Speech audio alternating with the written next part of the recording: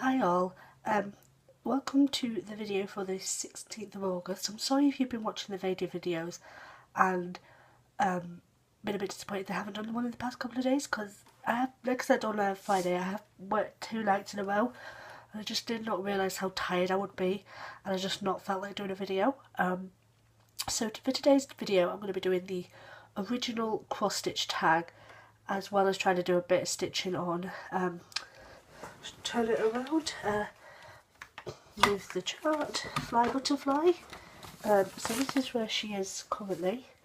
As you can see, there's just this bit left to work on, which is what I'm doing today.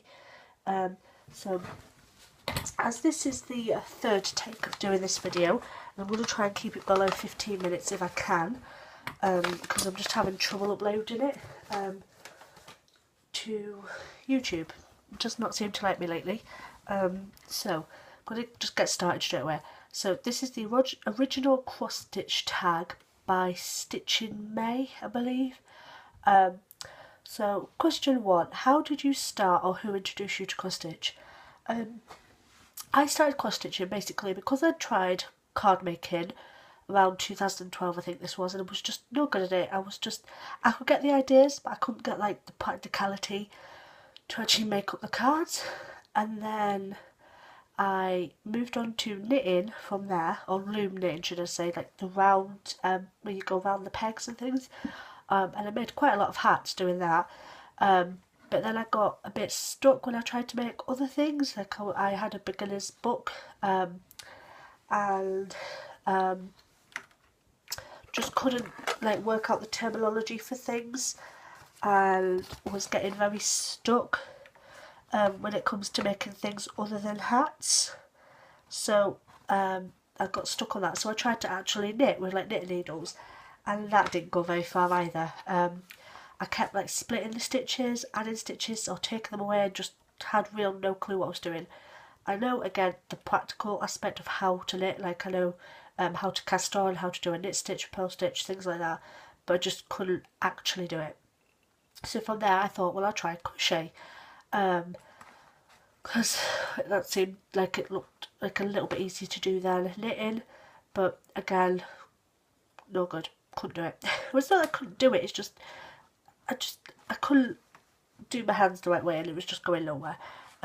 So that ended with a friend at work buying me a little cross stitch beginner card, not card kit, but like cross stitch beginners kit from DMC, which was a little, you stitched up a Christmas like or a birthday gift, and it had like big bows and some back stitch, 3/4 stitch, just like beginner stitches.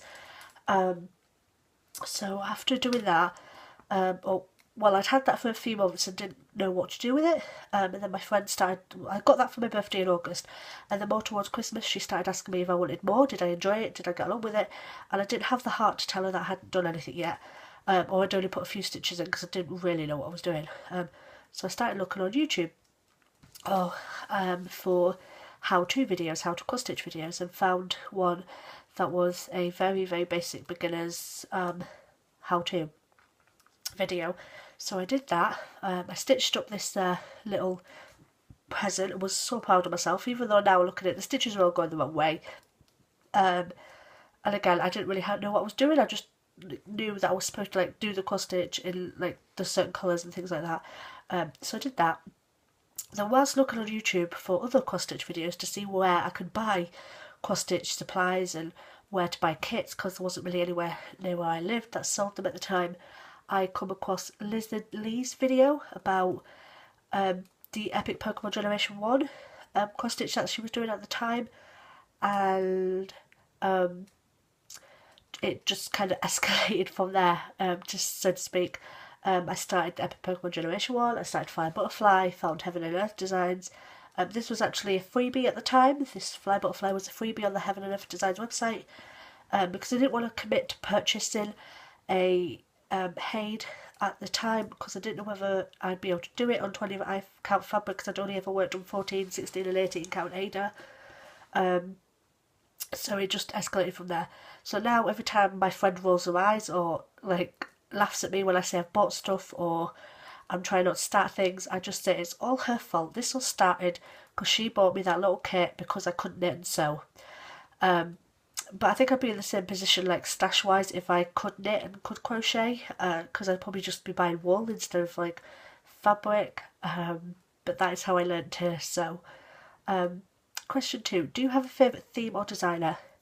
Not really. I just like anything. I like to stitch whatever calls to me. So I wouldn't say I have a favourite theme or designer. Question 3. What floss brand do you use?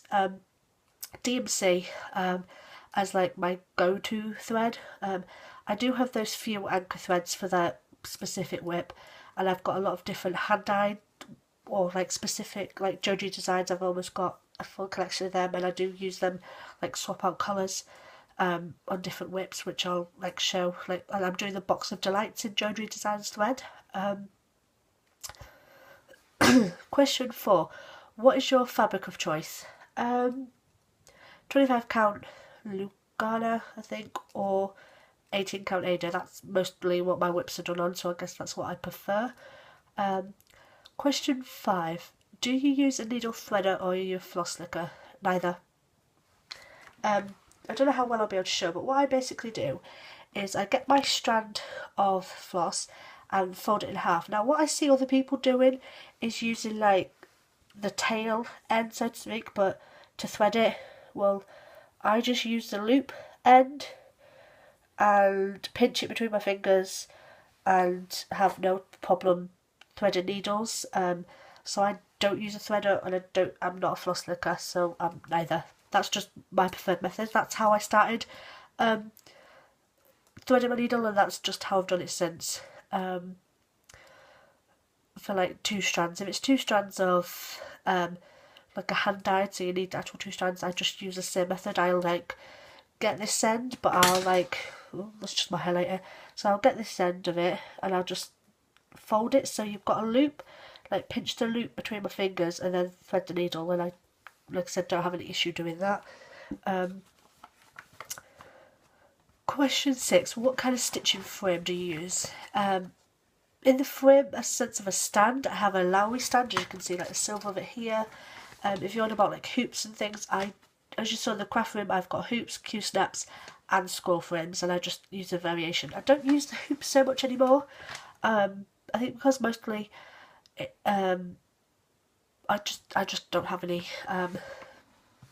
whips on them at the moment. I think it's more to do with the tension as well.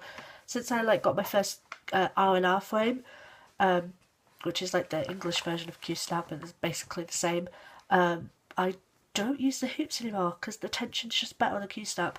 I think because I wasn't tightening the screws or the hook or whatever on the hoops as well, I've just found not good tension. But I do plan to use the hoops because I've still got them. If I didn't want to use them, I would have like sold them or given them away. But I think for smaller whips, like card size, I do have like, let's pick up my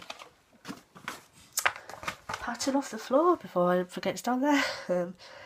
I do have like really small hoops that I could use for like card projects and things, and I do use that occasionally because they're quite easy to hold rather than trying to hold the fabric, because I do get like pain here when you're trying to like hold that tiny little bit of fabric and stitch, like, but anyway, so yeah, I use like lots of different things. Question 7. How many projects have you finished? I'm actually going to wait to answer that until when I do a finishes video. 2 are at a friend's house, and then the rest that I have here, so I will show that in a later video and I'll be able to answer that better then. Question 8. How many completed works do you currently have displayed in your home? 2. I've got that initial birthday card thing I did, and then the blue tick card I did for my mum for her birthday. That's also in the same frame as the birthday thing, because it's like a 4-photo one, and obviously those 2 are in it, and I do plan to stitch 2 more to go in there, but I don't know what or whether what they'll be yet. Then like I just said, my friend has got 2 in her house. Question 9. Do you do more stitching for gifts or keep them for yourself? For myself, unfortunately. I would like to give gifts, but I've just had a bit of a not negative reaction, but when I've given like cards and stuff, people have just not really appreciated it, and things like that. And it doesn't make you feel great when you like, if you're a cross stitcher, you'll know you put all this work, even if it's just like a little card, you put all this work into it, and then for somebody not to appreciate it, and just it's kind of off-putting, and not something you want to hear after you spent a lot of work on something. So question 10. What is your favourite project or finish you're most proud of? Butterfly. I'll be so proud when she's finished. And she's one of my favourite whips. Even though I seem to like get like a big burst of energy to work on her, and like I work on her for ages and get those done, and then I'll go months without working on her, because I've like lost my like bug to work on her a bit. And the Epic Pokemon Generation 1 is also one of my most favourite whips. I'm just going to thread my needle again. So yeah, they'll be the ones that I'm most proud to see finished. But also this, because before this year, before I did the year of whips, I had so little done. I think I had some of this done and this, but I'll have to check going back on one of my earlier videos. But like, if you've been following my progress on my whips, you'll know that I've got like, all this has been done. I've moved the Q-snap to try and do the top up here. That's my plan for this evening. I've done the animals along the bottom. So yeah, I'm just so happy to be working on this, or to have like, and even like a lot of my other whips, like I think I finished 6 this year, if I remember rightly, which is like the most I finished in a year ever. And we're only in August, and I think Butterfly is definitely going to be finished by the end of the year. I think I've done like, probably,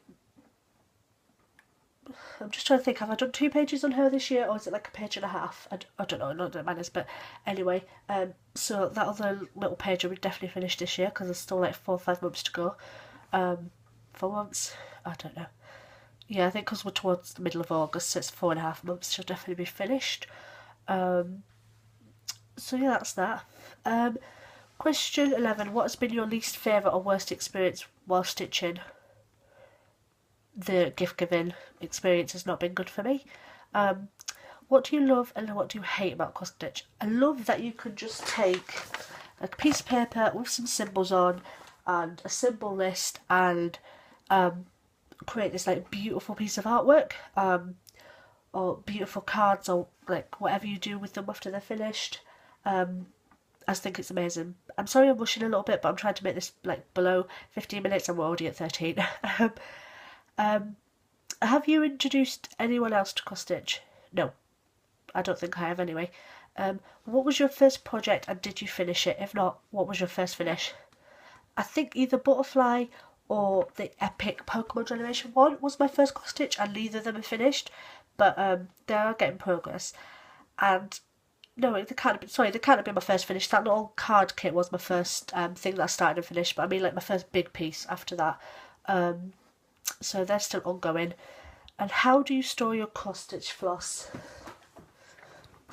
Bobbin boxes, in numerical order, and I just put like a little sticker that says they are, so when they're on the shelf I can just pick it up, and I put like a cover photo if I've got one, or like in the case of like the Epic Pokemon, I'll just put the like the floss symbol list at the front, so I know that if I pick it up I know what it is, and like I said, when they're on the shelf the name's on the front. And then when it's a kit, I just store them in like a folder with how they originally come, and like hopefully they're sorted, or like this one I've had to sort myself. That's how I store it. So I'm sorry if this has been a bit rushed, but I hope everybody enjoyed my answers, and hopefully I'll be trying to keep up with this fader. But if not, I'll just add the videos I've missed into September, so it goes over to September. But I hope everybody has a great stitchy day, and look out for more cross stitch videos and Pokemon Go videos, but less of those coming soon. Okay, bye.